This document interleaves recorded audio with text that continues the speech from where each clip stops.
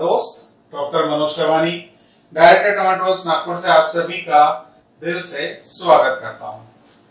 बच्चों, मैं जो टॉपिक इस वक्त आप लोग के साथ डिस्कस कर रहा हूं, टॉपिक का नाम है केमिकल रिएक्शंस एंड इक्वेशंस। और इस टॉपिक के बच्चों में आज के इस लेक्चर में कुछ सिलेक्टेड एमसीक्यूज आपके साथ डिस्कस करूंगा, यानी कि मल्टीपल चॉइस क्वेश्चंस बच्चों।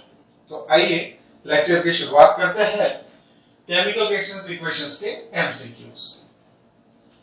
हमारा आज का पहला एमसीक्यू बच्चों, इन विच ऑफ द गिवन, यहां पे चार चीजें दी हुई है बच्चों, heat energy will be evolve. तो बच्चों आप जानते हो ना, हीट एनर्जी जिसमें इवॉल्व होती है, हीट एनर्जी जिसमें गिव आउट होती है, उसे क्या कहते हैं बच्चों? कौन से टाइप के रिएक्शंस होते हैं वो?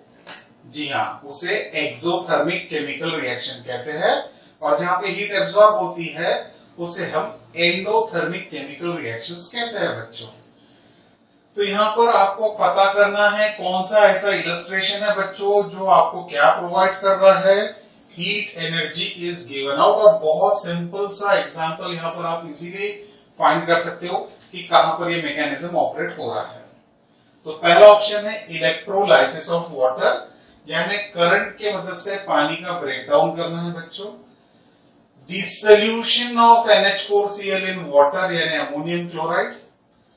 Burning of LPG, liquefied petroleum gas, जो हमारे गैस सिलेंडर में होता है बच्चों, उसके बर्निंग की हम बात कर रहे हैं। Decomposition of silver bromide in the presence of sunlight. तो यहां पर अब अपने को पता करना है, डिस्कस करना है कि हीट एनर्जी किसमें जनरेट होती है। बहुत सिंपल है बच्चों, बहुत डायरेक्ट क्वेश्चन है। मुझे तो लगता है इससे डायरेक्ट क्वेश्चन कुछ और हो नहीं सकता, तो सिंपल क्वेश्चन हो नहीं सकता। कुछ गैस किया बच्चों आप लोगों ने? बहुत सारे शायद गैस कर लिया होगा। It is burning of LPG। देखिए बच्चों, LPG गैस जब बर्न होती है, LPG गैस जब बर्न होंगी, यानी कि उसका कंबशन प्रोसेस होगा बच्चों, तो सीधी सी बात है कि वहां पर हीट एनर्जी जनरेट हो रही है। और वो हीट एनर्जी की मदद से तो बच्चा हम लोग जो खाना पकाते हैं, कुकिंग ऑफ फूड नाम की जो प्रोसेस करते हैं, वो उसी की वजह से तो होती है बच्चों। तो आंसर है बर्निंग ऑफ LPG। आंसर है C option, burning of LPG। तो नोट कर ले बच्चों, answer C option, burning of LPG। आइए नेक्स्ट क्वेश्चन की शुरुआत करते हैं बच्चों। नेक्स्ट क्वेश्चन थोड़ा ध्यान से पढ़िएगा बच्चों, काफी बड़ा क्वेश्चन है पर है बहुत सिंपल। बड़ा है पर है बहुत simple. Dilute hydrochloric acid, dilute hydrochloric acid is added to granulated zinc taken in the test tube। तो ऑलरेडी हम लोग जब थ्योरी के लेक्चर्स पढ़ रहे हैं बच्चों, तो उसमें एक्टिविटी के तौर पे ये कॉन्सेप्ट ऑलरेडी हम लोग पढ़ चुके हैं बच्चों। ठीक है ना, कि एसिड मेटल से दोस्ती कर रहा है। यस, याद है कि एसिड मेटल से दोस्ती कर रहा है। The following observations are recorded, point out the correct observation. Point out the correct observation. The surface of metal become shining, यानी एसिड और मेटल के जब इंटरेक्शन हो तो मेटल चमकने लगेगा। The reaction mixture turns milky, यानी कि सफेद कलर में दूधिया सफेद कलर में कन्वर्ट हो जाएगा। Odour of a pungent smell gas is recorded. Pungent smell की जो गैस है, थोड़ा सा हॉट स्मेल वाली जो गैस है, वाली वहां पर रिकॉर्ड की जा रही है। या फिर colourless and odourless gases evolve, यानी कि ऐसी गैस जिसका ना तो कोई कलर है ना ही कोई स्मेल है, ऐसी गैस वहां से जनरेट हो रही है। तो बच्चों आपको याद होगा ना, ये इस एक्टिविटी में हम क्या पढ़ते हैं, मैंने आपको क्या सिखाया, आपको याद है बच्चों?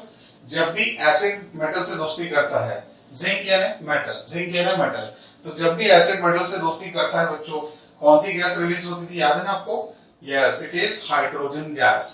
It is hydrogen gas. ठीक है, तो हाइड्रोजन गैस रिलीज होता है बच्चों। आप चाहो तो मैं आपको इक्वेशन भी एक बार रिकलेक्ट करा देता हूं। देखिए इक्वेशन क्या पढ़े थे हम लोग ने, hydrochloric acid plus zinc will give us zinc chloride ZnCl2 plus hydrogen gas। Balance करने के लिए यहाँ पे मुझे 2 लिखना पड़ेगा। तो अब 2 हाइड्रोजन है, यहाँ पे भी 2 हाइड्रोजन है, 2 क्लोरीन है, यहाँ पर भी 2 क्लोरीन है, एक जिंक है, यहाँ पर भी जिंक है। तो आप देख सकते हो जिंक क्लोराइड तो सॉल्ट में कन्वर्ट हो गया। जो गैस जनरेट हो रही है बच्चों वो हाइड्रोजन गैस है। और ये हाइड्रोजन गैस कैसे? तो कलरलेस ओडरलेस गैस है बच्चों। तो answer is D option. Answer is D option. आइए और एक क्वेश्चन को हम डिस्कस करें बच्चों, ध्यान से देखिएगा इक्वेशन को। Consider the reaction and it is an example of, आपके सामने एक बैलेंस्ड केमिकल इक्वेशन लिखा गया है बच्चों। और ये बैलेंस्ड केमिकल इक्वेशन जो है बच्चों, यहाँ पर हमने टाइप्स ऑफ केमिकल रिएक्शन लिखे हैं। किसको रिप्रेजेंट करता है, ये चीज हमको समझना है। 4 times ammonia in gaseous form, 5 times oxygen in gaseous forms gives him 4 times NO gaseous form, 6 times H2 gaseous form बच्चों। तो ये एक छोटा सा इक्वेशन आपके सामने है बच्चों। अब सवाल क्या पूछा जा रहा है कि इसमें से कौन से वैरायटी का ये इक्वेशन है।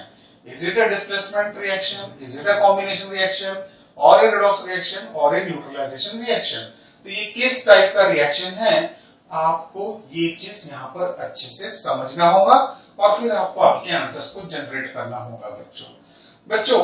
मैं क्या कहता हूँ, थोड़ा ध्यान से सुनिएगा। आपको याद होगा मैंने आपको ऑक्सीडेशन और रिडक्शन की डेफिनेशन जो सिखाई थी, तो मैंने ऑक्सीडेशन की definition in terms of oxygen भी आपको सिखाई है, इन टर्म्स ऑफ हाइड्रोजन भी मैंने आपको सिखाई है, और इन टर्म्स ऑफ ऑक्सीजन भी मैंने आपको सिखाई है। तो बच्चों इन टर्म्स ऑफ हाइड्रोजन हमने क्या सीखा था, आपको याद है क्या? Loss of hydrogen is oxidation. Loss of hydrogen is oxidation and gain of hydrogen is reduction. Gain of hydrogen is reduction. तो आइए बच्चों इस चीज को थोड़ा समझते हैं। आप जरा इक्वेशन को गौर से देखिए। ये बैलेंस इक्वेशन है, तो बैलेंसिंग की तो आपको चिंता नहीं करनी है, बैलेंसिंग की चिंता नहीं करनी है बच्चों। तो जरा देखिए बच्चों, यहाँ पर नाइट्रोजन का दोस्त कौन है? हाइड्रोजन। नाइट्रोजन का दोस्त कौन है बच्चों? हाइड्रोजन। लेकिन यहाँ पे नाइट्रोजन का दोस्त कौन है? ऑक्सीजन। यहाँ पे नाइट्रोजन का दोस्त कौन है? ऑक्सीजन। प्रोडक्ट में आप देख पा रहे हो, इसका मतलब नाइट्रोजन ने लॉस ऑफ हाइड्रोजन किया, इसका मतलब नाइट्रोजन ने लॉस ऑफ हाइड्रोजन किया, इसका मतलब नाइट्रोजन का क्या हुआ? Loss of hydrogen. Loss of hydrogen मतलब क्या हुआ बच्चों? ऑक्सीडेशन। क्या हुआ? Loss of hydrogen and oxidation. अब इसने जो हाइड्रोजन दिया वो ऑक्सीजन ने गेन किया, इसने जो हाइड्रोजन दिया वो ऑक्सीजन ने गेन किया, इसलिए तो हाइड्रोजन और ऑक्सीजन मिलकर आपको क्या बना के दे पा रहे हैं? वाटर। हाइड्रोजन और ऑक्सीजन मिलकर आपको क्या बना के दे पा रहे हैं? वाटर। तो ऑक्सीजन ने क्या किया? गेन ऑफ हाइड्रोजन किया। इसका मतलब इसका क्या हुआ बच्चों? रिडक्शन। तो ये यहाँ पर एक पार्टी का रिडक्शन हो रहा है, एक पार्टी का ऑक्सीडेशन हो रहा है बच्चों। तो ऐसे रिएक्शन को क्या बोलते हैं बच्चों हम लोग? Redox chemical reaction. क्या बोलते हैं बच्चों? Redox chemical reaction. लेकिन साथ में और एक चीज पे गौर करने लायक बात है बच्चों, नाइट्रोजन का दोस्त कौन था? पहले हाइड्रोजन। नाइट्रोजन का दोस्त पहले कौन था? हाइड्रोजन। अब नाइट्रोजन का दोस्त कौन हो गया? ऑक्सीजन। अब नाइट्रोजन का दोस्त कौन हो गया? ऑक्सीजन। इसका मतलब नाइट्रोजन का दोस्त हाइड्रोजन उसको छोड़ के चला गया और उसके जगह एक नया दोस्त आ गया ऑक्सीजन। तो इसका मतलब हमने हाइड्रोजन को हटाया और उसके जगह ऑक्सीजन को लाया। तो हमने हाइड्रोजन को डिस्प्लेस किया और उसके जगह एक नया फ्रेंड एक्वायर किया नाइट्रोजन ने, जिसका नाम है ऑक्सीजन। तो इसको क्या बोलेंगे बच्चों? Displacement reaction. किसका डिस्प्लेसमेंट हुआ बच्चों? हाइड्रोजन का डिस्प्लेसमेंट हो गया और उसकी जगह कौन आके बैठ गया बच्चों? ऑक्सीजन आके बैठ गया नाइट्रोजन के साथ। So this is a displacement reaction. तो बच्चों ए और सी यहाँ पर मुझे करेक्ट लगता है, आपको बात समझ में आई होंगी। तो अब देखिए ए और सी कहां पर दिख रहा है? कैपिटल ए ऑप्शन में ए एंड डी लिखा है, बी ऑप्शन में बी एंड सी लिखा है और सी ऑप्शन में ए एंड सी लिखा है। इसका मतलब हमारा सी ऑप्शन बिल्कुल सही है, क्योंकि हमने ए और सी को फाइनली जज किया बच्चों। तो उम्मीद करता हूं आपको समझ में आया होगा। तो हमारा फाइनल आंसर क्या है बच्चों इस क्वेश्चन के लिए? C option. ठीक है, क्या ऑप्शन है? C option. आइए अब नेक्स्ट क्वेश्चन को वर्कआउट करते हैं। बहुत ही छोटा सा, बहुत ही प्यारा सा, इंटरेस्टिंग सा क्वेश्चन है। Next question, which of the following statement about the given reactions are correct? Which of the following statement about the given reactions are correct? ध्यान से देखिएगा। सिर्फ इक्वेशन इस यहां पढ़ना ऐसा नहीं है बच्चों, ये इक्वेशंस आगे भी हमको कहीं ना कहीं काम आ सकते हैं।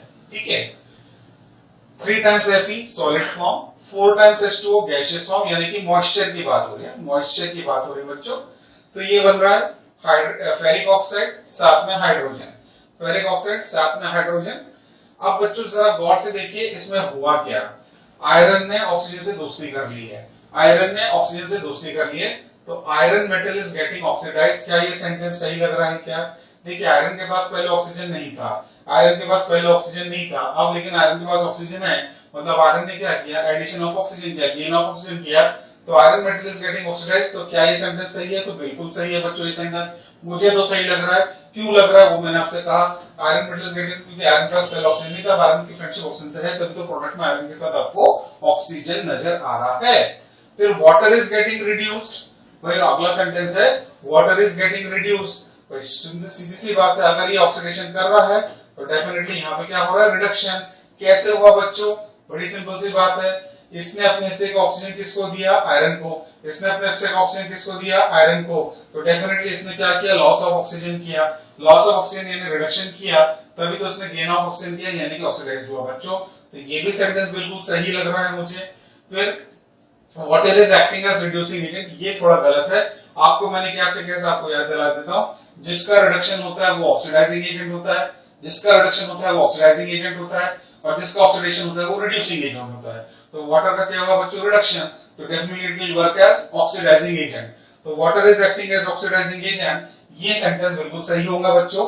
ठीक है, फिर से एक बार नोट कर ले अगर किसी को याद नहीं आ रहा तो, जिस पार्टी का, जिस कंपाउंड का, जिस केमिकल सब्सटेंस का रिडक्शन होता है उसे हम कहते हैं oxidising agent and vice versa, यानी कि जिसका ऑक्सीडेशन होता है उसे हम कहते हैं बच्चों रिड्यूसिंग एजेंट। तो मुझे लग रहा है ए, बी और डी तीनों सेंटेंस सही है।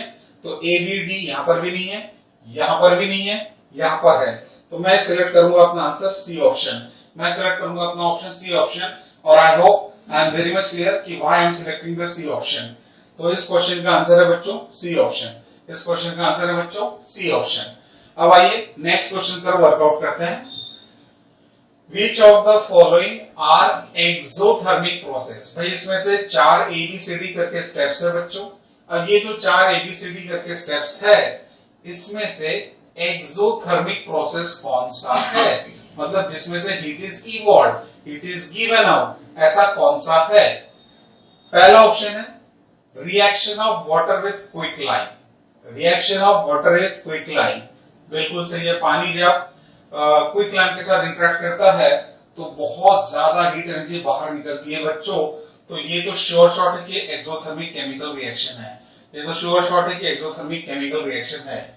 फिर डाइल्यूशन ऑफ एन एसिड, बच्चों इसके बारे में भी हम लोग को पता होना चाहिए कि एसिड को जब हम डाइल्यूट करते हैं तो बहुत ही धीरे धीरे उसके अंदर पानी डालना चाहिए कि पानी के अंदर एसिड डालना चाहिए ताकि ब्लास्ट ना हो। तो आंसर बहुत सिंपल है, ड्रॉप बाय ड्रॉप आपको एसिड डालना चाहिए पानी के अंदर डाइल्यूशन ऑफ एसिड करते वक्त, क्योंकि बहुत एक्सटेंसिव क्वांटिटी में वहां पर हीट एनर्जी रिलीज होती है और प्रॉपर्ली केयर नहीं किया तो इंस्ट्रूमेंट भी आपके फट सकते हैं because of the excessive heat energy. तो dilution of an acid is also an exothermic process है बच्चों।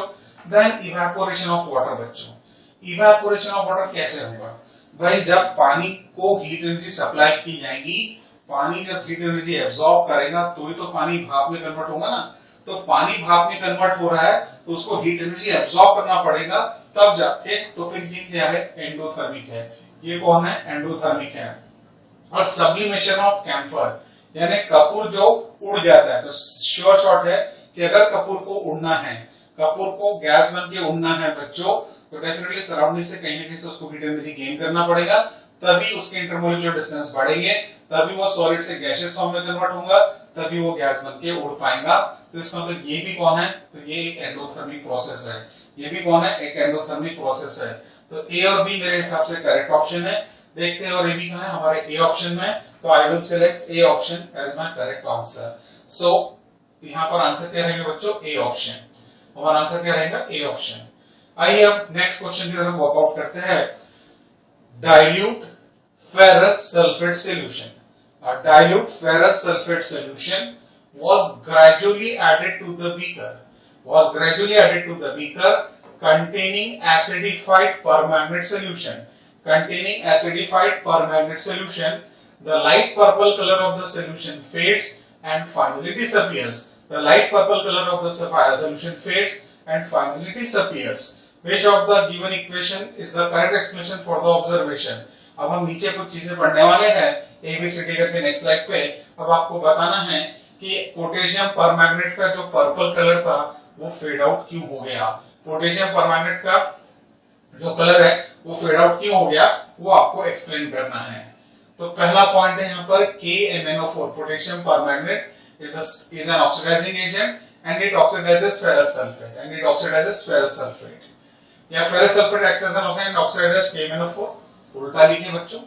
The color disappears due to dilution and no reaction is involved, वहां पे डाइल्यूशन हो रहा है इसलिए वहां शायद कलर डिसअपियर हो गया होगा। या फिर KMnO4 is an unstable compound and decomposes in the presence of iron sulfate to a colorless compound। अब ये 3-4 ऑप्शंस आपने पढ़े बच्चों, आपको क्या लगता है, आपने अगर थ्योरी के लेक्चर्स ठीक से मेरे सुने होंगे या आपने पढ़े हुए एक्टिविटीज ठीक से रीड आउट की है, इक्वेशंस आपने ठीक से पढ़े हैं, तो आपको एक चीज तो इसका आंसर समझ में आ ही गया होगा। क्या आंसर समझाऊंगा बच्चों की KMnO4 क्या है, अच्छा खासा ऑक्सीडाइजिंग एजेंट है, बहुत स्ट्रॉन्ग ऑक्सीडाइजिंग एजेंट है, और किसको ऑक्सीडाइज कर देता है, FeSO4 को ऑक्सीडाइज कर देता है, और इस वजह से उसका पर्पल कलर जो है ना बच्चों डिसअपीयर हो जाता है, इस वजह से उसका पर्पल कलर जो है बच्चों उसका डिसअपीयर हो जाता है। So KMnO4 is a good oxidising agent, और इसकी वजह से उसका पर्पल कलर डिसअपीयर हो गया आयरन सल्फेट के प्रेजेंस में बच्चों, यानी कि FeSO4 को ऑक्सीडाइज कर देता है और उस वजह से उसका पर्पल कलर चेंजेस हो जाता है। तो आंसर इज ए ऑप्शन बच्चों। अब आते हैं next question, which among the following statement या statements is oblique are true. भाई यहाँ पे हमने 3-4 सेंटेंसेस नोट किए हैं बच्चों, इसमें से सही क्या है गलत क्या है, यानी कि सही गलत की परख यानी कि पहचान हमको करनी होगी बच्चों, ठीक है। Exposure of silver chloride to sunlight for a long duration turns grey due to. भाई सिल्वर क्लोराइड को अगर सनलाइट के साथ एक्सपोज किया बहुत समय के लिए तो वो ग्रे कलर के इसमें कन्वर्ट हो जाता है। ये एक्टिविटी के रूप में भी हमने डिस्कस किया है बच्चों, तो इसका आंसर लगभग अब आपने तय कर ही लिया होगा क्या होगा इसका आंसर। ग्रे कलर क्यों आता है, इसी टाइप की एक्टिविटी सिल्वर क्रोमाइड के लिए भी हम लोग ने बातचीत की हुई है बच्चों। The formation of silver by decomposition of silver chloride, पहला ऑप्शन। Sublimation of silver chloride, decomposition of chlorine gas from silver chloride, या फिर ऑक्सीडेशन ऑफ सिल्वर क्लोराइड। तो क्यों होता है, सोचा क्या बच्चों, क्यों होता है सोचा आपने? यस, ये इंपॉर्टेंट पार्ट है बच्चों। फॉर्मेशन ऑफ सिल्वर हो जाता है bye decomposition of silver chloride in presence of sunlight. तो सिल्वर क्लोराइड में से सिल्वर अलग फॉर्म होता है जो आपको ग्रेइश कलर का दिखने लगता है बच्चों, और ये चीज आप सिल्वर क्रोमाइड के लिए भी ट्राई करोगे तो एक्सपेरिमेंट का रिजल्ट सेम ही होगा बच्चों। So it is formation of silver by decomposition of silver chloride. Activity के माध्यम से कॉन्सेप्ट को ऑलरेडी हम लोग डिस्कस कर चुके हैं, ठीक है। तो यहाँ पर मेरा आंसर होगा ए ऑप्शन, यानी कि only a sentence is correct, ठीक है। तो आपका ऑप्शन है बच्चों ए ऑप्शन। आइए अब नेक्स्ट क्वेश्चन को ट्राई करें। Solid calcium oxide, solid calcium oxide reacts vigorously with water to form calcium hydroxide. Calcium oxide water से दोस्ती कर रहा है, कैल्शियम हाइड्रोक्साइड बन रहा है, accompanied by liberation of it, यानी कि exothermic chemical reaction. Calcium hydroxide बन रहा है, हीट रिलीज हो रही, क्या हुआ फिर एक्सोथर्मिक केमिकल रिएक्शन। ऑलरेडी इसका इक्वेशन हमने थ्योरी लेक्चर में डिस्कस किया है। The process is called slaking of lime. इस प्रोसेस का नाम क्या है? Slaking of lime. इस प्रोसेस का नाम क्या है बच्चों? Slaking of lime. Calcium hydroxide dissolves in water to form it solution called as lime water. अब कैल्शियम हाइड्रोक्साइड जो है पानी में डिसॉल्व होकर लाइम वाटर नाम का प्रोडक्ट बना रहा है, lime water. Which among the following is are true about slaking of lime and the solution formed? तो स्लेकिंग ऑफ लाइम से रिलेटेड और जो ये कैल्शियम हाइड्रोक्साइड जो सोल्यूशन पानी के साथ मिलकर बना रहा है जिसको हम बोल रहे हैं लाइम वाटर, इससे रिलेटेड कौन से सेंटेंस स्टेटमेंट सही है? पहला sentence, it is an endothermic reaction. क्या लगता है बच्चों, क्या ये एंडोथर्मिक लग रहा है अपने को? तो हमारे को पहले सेंटेंस में क्या बोला है, पे लिबरेशन ऑफ हीट हुई है, तो लिबरेशन ऑफ हीट हुई तो क्या एंडोथर्मिक सही लग रहा है बच्चों, या it is exothermic? B sentence सही लग रहा है। कौन सा सेंटेंस सही लग रहा है बच्चों आपको? आई होप मुझे तो बी सही लग रहा है, क्योंकि बहुत साफ साफ बोला है एक्सोथर्मिक रिएक्शन है ना। एक्सोथर्मिक तो हीट इज गिवन आउट, यानी कि एक्सोथर्मिक कैटेगरी का हो गया बच्चों। फिर next, the pH of the resulting solution will be more than 7, the pH of the resulting solution will be less than 7। क्या लगता है बच्चों आपको? कैल्शियम हाइड्रोक्साइड बना बोल रहा है, ध्यान से देखिए बच्चों, कैल्शियम हाइड्रोक्साइड बना है जो पानी में डिसॉल्व होकर लाइम वाटर बना, हाइड्रोक्साइड है ना, कैल्शियम हाइड्रोक्साइड। तो क्या लगता है अगर ये कैल्शियम हाइड्रोक्साइड हमको मिल रहा है और पानी में डिसॉल्व हो रहा है बच्चों, कैल्शियम हाइड्रोक्साइड अगर पानी में डिसॉल्व हो रहा है, what you think? Calcium hydroxide अगर पानी में डिसॉल्व हो रहा है तो कौन से आयंस देंगे अपने को? हाइड्रोक्सिल आयंस देगा।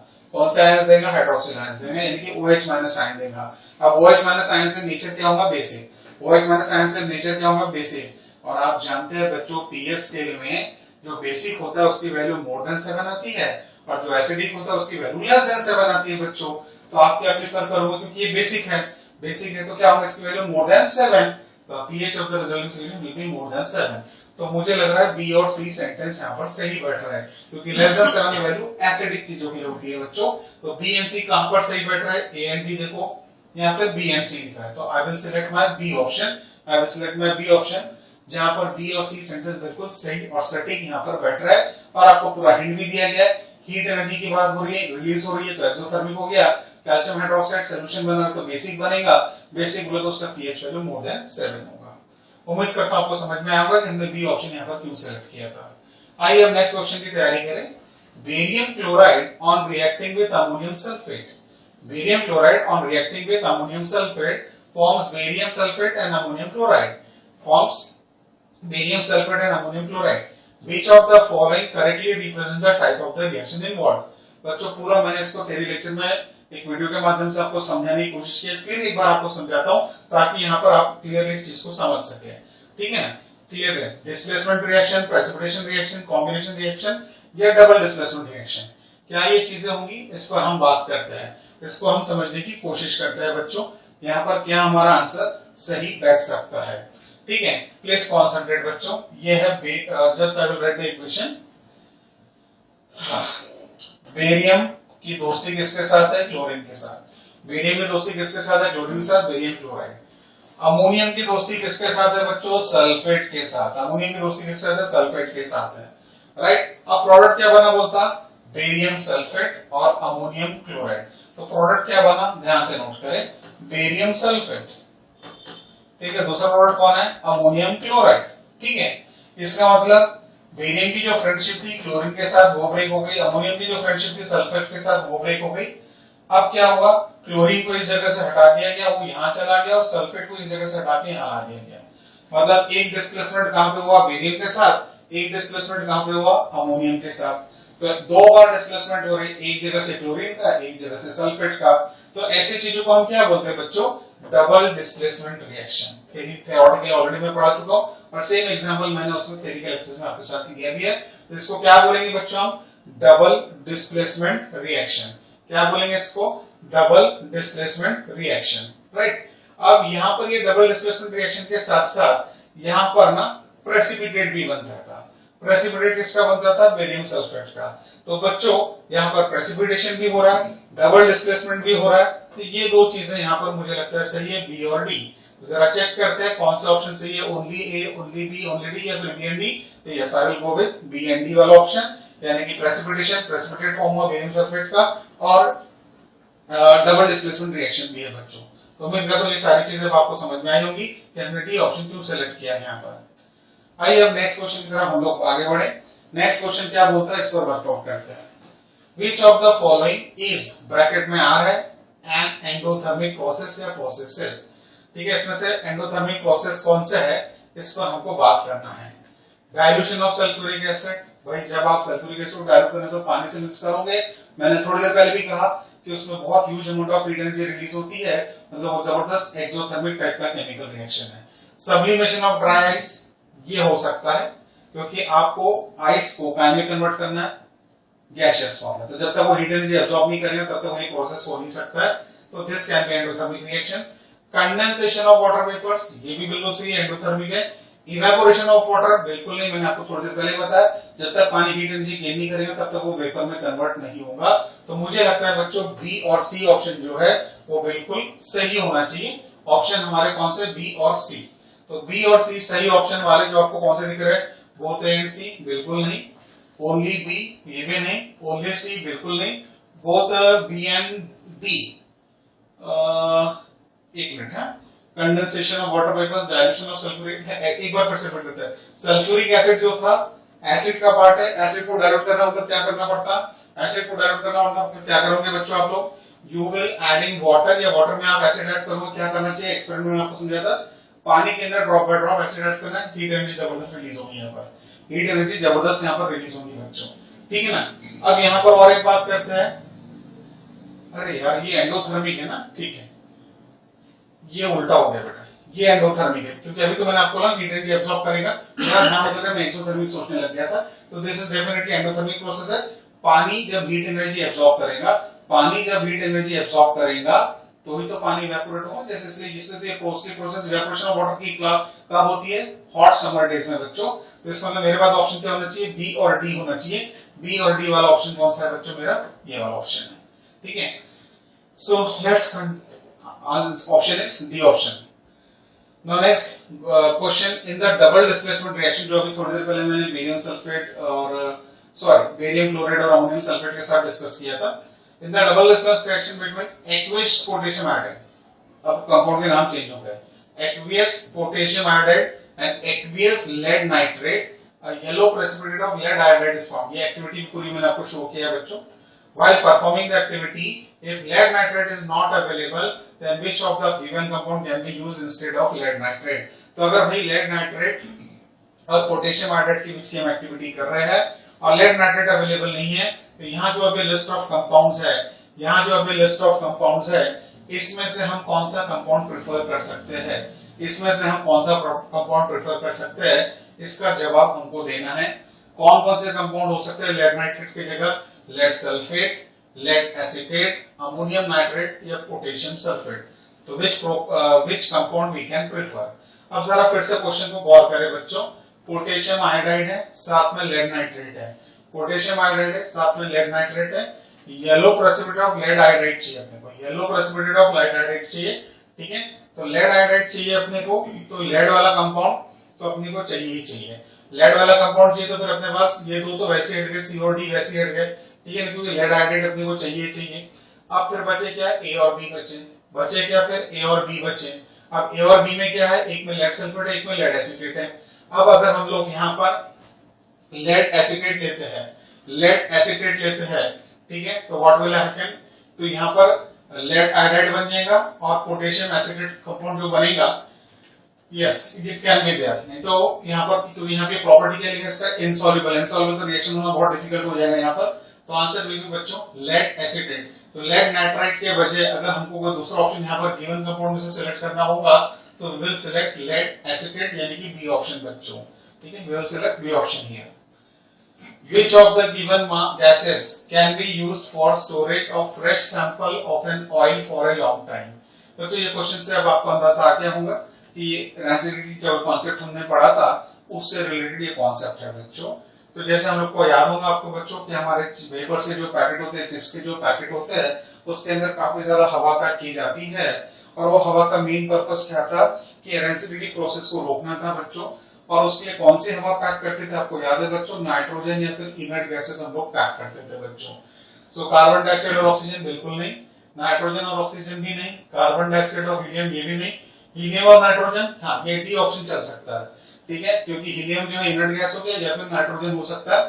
तो we can go with this options, ठीक है, we can prefer with this options बच्चों। तो यहाँ पर बच्चों I prefer D option, helium और नाइट्रोजन बच्चों, ठीक है। Let's proceed further.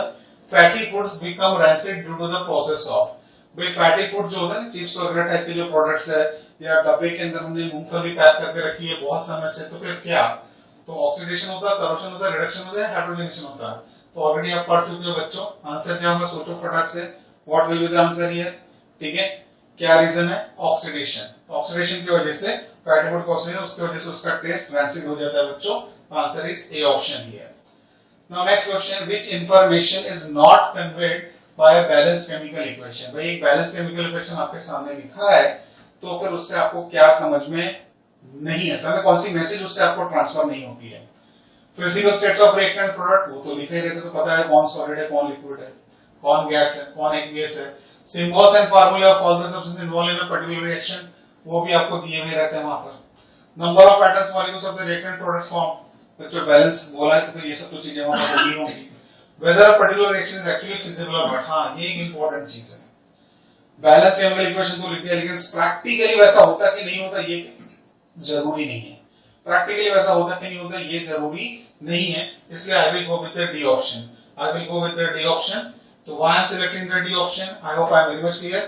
क्योंकि इस तरीके से जो हम कागज पे लिख रहे हैं, इस तरीके से जो हम कागज पे लिख रहे हैं, क्या सही मायने में लेबोरेटरी में भी ऐसा हो सकता है कि नहीं हो सकता है, वो कागज पे लिखने से हमको समझ में नहीं आता है बच्चों।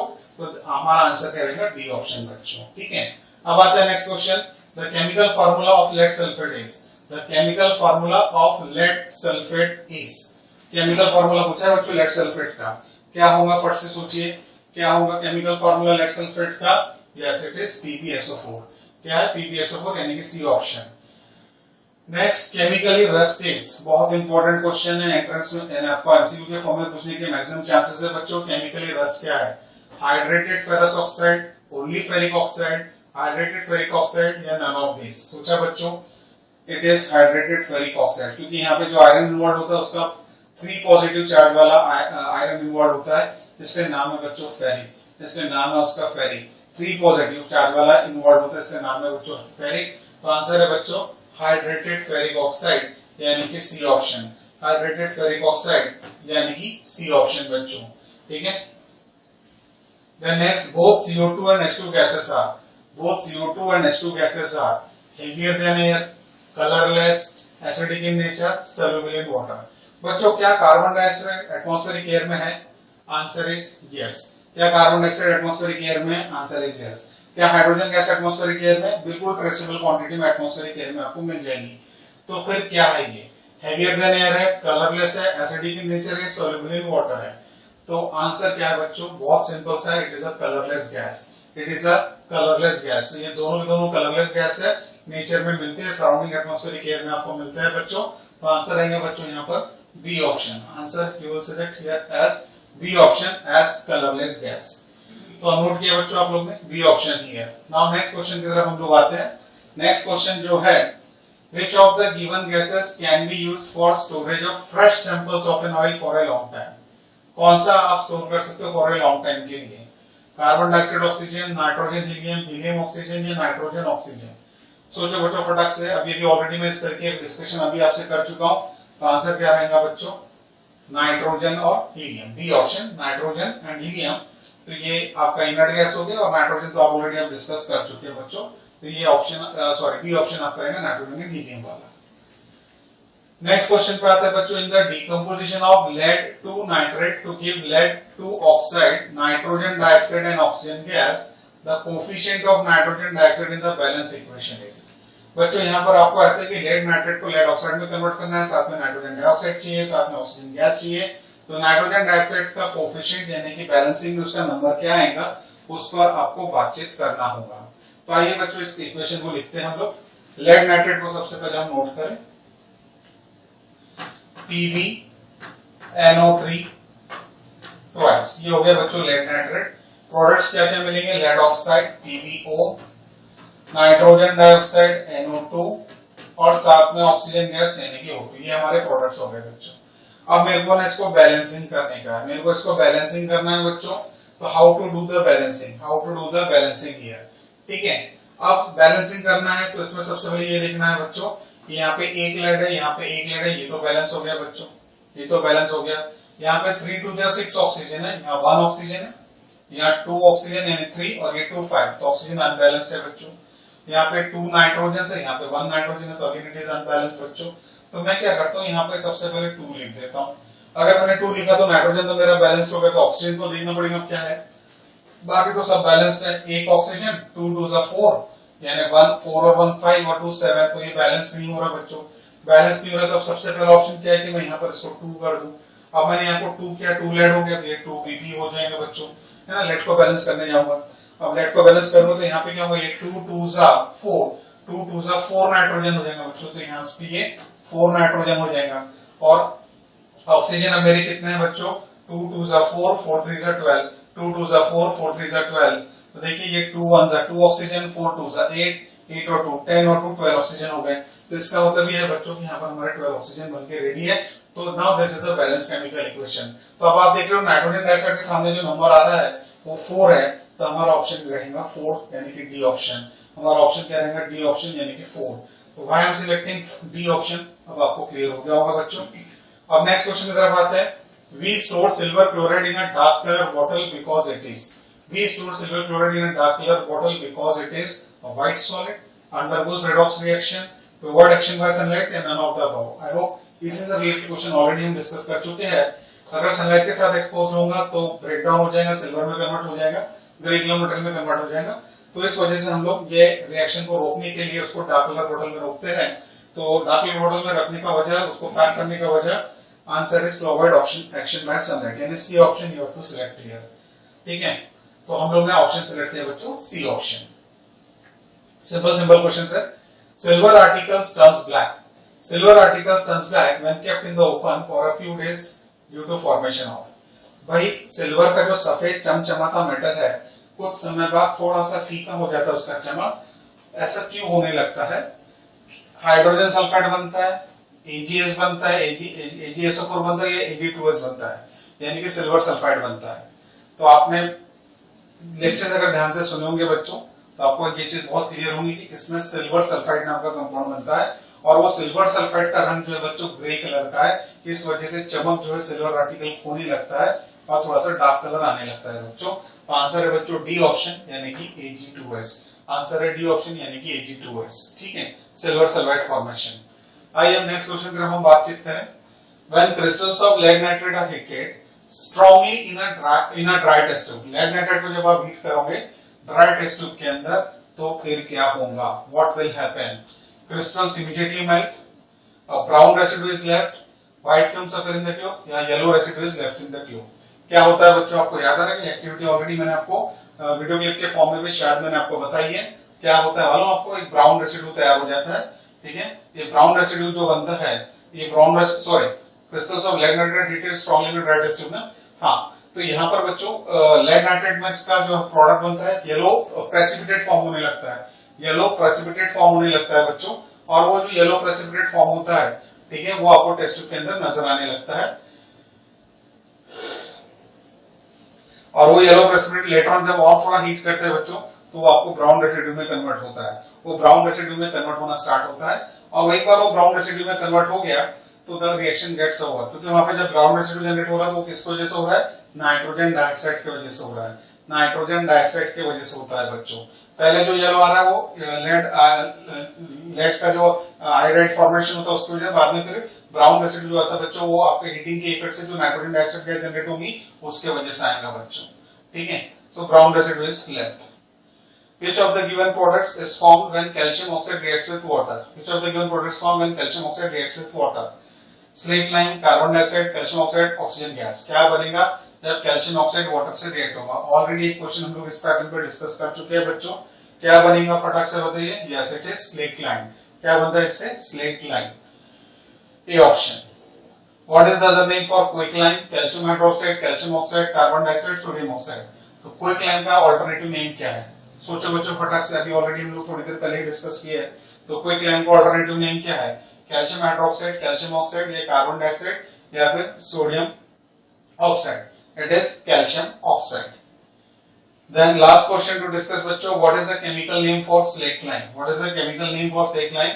Calcium carbonate, calcium oxide, calcium hydroxide, या कार्बन मोनोऑक्साइड। क्या लगता है स्लेट लाइम का और टेक्निकल नेम यानी कि साइंटिफिक नेम क्या है बच्चों? तो इट इज कैल्शियम हाइड्रोक्साइड यानी कि सी ऑप्शन। कैल्शियम हाइड्रोक्साइड यानी कि C option is the correct option for it. तो उम्मीद करता हूं बच्चों ये सारे एमसीक्यूज आपने अच्छे से समझे होंगे। तो मिलेंगे अब आपसे नेक्स्ट लेक्चर में, तब तक के लिए bye bye, see you, thank you.